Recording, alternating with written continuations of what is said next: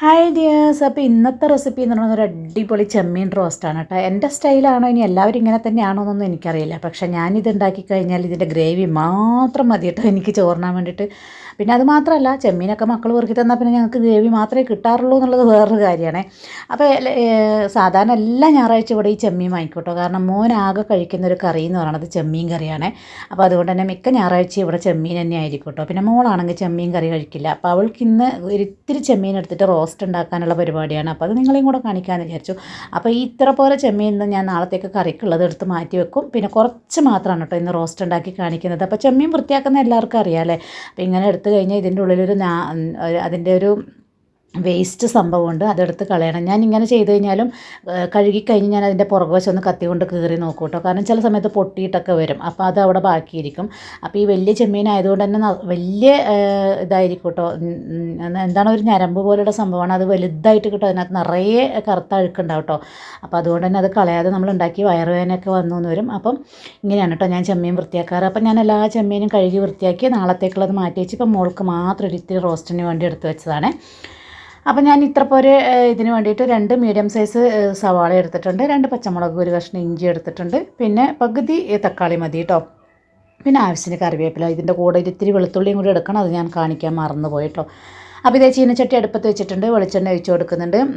വെളിച്ചെണ്ണ ഞാനൊരു അധികം എടുക്കാറുണ്ട് കേട്ടോ, എനിക്കിഷ്ടമാണ്. അപ്പം വെളിച്ചെണ്ണ നിങ്ങൾ ഇഷ്ടത്തിനനുസരിച്ച് എടുത്താൽ മതി.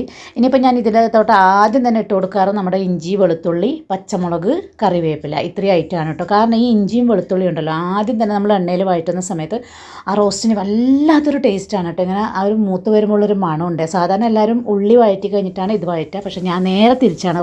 എല്ലാ റോസ്റ്റിനും ആദ്യം ഇഞ്ചിയും വെളുത്തുള്ളിയും പിന്നെ പച്ചമുളകും കറിവേപ്പിലയും കൂടിയാണ്. അപ്പോൾ ആ എണ്ണ മൊത്തം നല്ലൊരു ഫ്ലേവർ വരും കേട്ടോ. ബ്രൗൺ ആവുമൊന്നും വേണ്ട, നല്ലൊരു ഫ്ലേവർ വരുമ്പോൾ നമ്മൾ അരിഞ്ഞു വെച്ചാൽ നമ്മുടെ സവാള ഇട്ട് കൊടുക്കുക. നീളത്തിലാണ് കേട്ടോ അരിഞ്ഞു കൊടുത്തിരിക്കുന്നത്.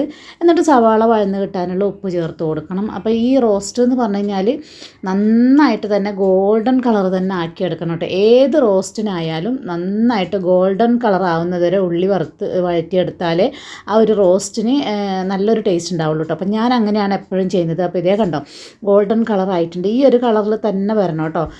അല്ലാതെ ജസ്റ്റ് ഒന്ന് വാടിയാലൊന്നും പോരാ, നന്നായിട്ടൊന്ന് റോസ്റ്റ് ചെയ്തിട്ട് തന്നെ എടുക്കണം കേട്ടോ. അപ്പോൾ ഇനി ഇതിനകത്തോട്ടേക്ക് ആദ്യം ഞാൻ പൊടികളാണ് ചേർത്ത് കൊടുക്കുന്നത്. മഞ്ഞൾപ്പൊടി ചേർത്ത് കൊടുക്കുന്നുണ്ട്, നമുക്ക് എരിവിന് ആവശ്യമുള്ള മുളക് പൊടി ചേർത്ത് കൊടുക്കുന്നുണ്ട്, കുറച്ച് കുരുമുളക് പൊടി ചേർത്ത് കൊടുക്കുന്നുണ്ട് കേട്ടോ. അപ്പോൾ ഇത്രയും പൊടികൾ മാത്രമേ ഞാൻ ഇതിനകത്തോട്ട് ചേർത്ത് കൊടുക്കുന്നുള്ളൂ. ഇനി ഇത് പൊടികളൊക്കെ ഞാൻ ചൂടാക്കി വെച്ചതായതുകൊണ്ട് തന്നെ ഞാൻ അത്ര അധികം നേരം മൂപ്പിക്കുന്നൊന്നുമില്ല. പെട്ടെന്ന് തന്നെ നമുക്ക് ഇതിനകത്തോട്ട് ഒരു ചേരുവ ഞാൻ ഇട്ട് കൊടുക്കുന്നുണ്ട്. ഇതാണ് കേട്ടോ, തേങ്ങ വറുത്തതാണ്. ഇത് ഞാൻ നാട്ടിൽ നിന്ന് വറുത്ത തേങ്ങ വാങ്ങിച്ചു കൊണ്ടുവന്നതുകൊണ്ട് ഇങ്ങനെ ഇട്ട് കൊടുക്കുന്നു. അല്ലെങ്കിൽ ഞാൻ ഇവിടുന്ന് കുറച്ച് തേങ്ങ ചിരകിയിട്ട് അത് ഇതുപോലെ ഗോൾഡൻ കളറിൽ വറുത്തെടുത്തിട്ട് ചേർത്ത് കൊടുക്കാറാണ് പതിവ്.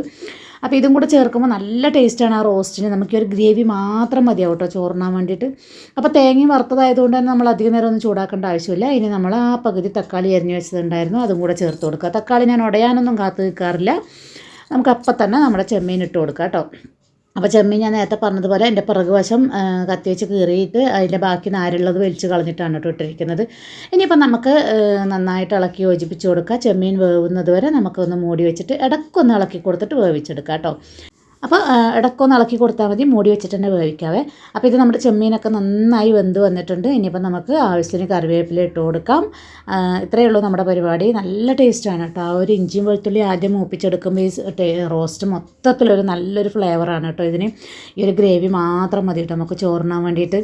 അപ്പോൾ ഇതേ അടിപൊളി ചെമ്മീൻ റോസ്റ്റാണ്. എല്ലാവരും ഇങ്ങനെ തന്നെയാണ് ഉണ്ടാക്കാറെന്ന് എനിക്കറിയില്ല. എന്തായാലും തേങ്ങ ചേർക്കാറില്ലെന്ന് തോന്നുന്നു. പക്ഷെ എൻ്റെ സ്റ്റൈൽ ഇതാണ് കേട്ടോ, തേങ്ങ ചേർത്തിട്ടുള്ളത്. ഈ ഗ്രേവി ഭയങ്കര ടേസ്റ്റാണ് കേട്ടോ. നമുക്ക് ചോറിന് ഈ ഒരു ഗ്രേവി മാത്രം കൂട്ടിയിട്ട് തന്നെ കഴിക്കാൻ പറ്റും. അപ്പോൾ ഈ റോസ്റ്റ് ഇഷ്ടപ്പെട്ടിട്ടുണ്ടെന്നുണ്ടെങ്കിൽ സപ്പോർട്ട് ചെയ്യാൻ മറക്കല്ലേ.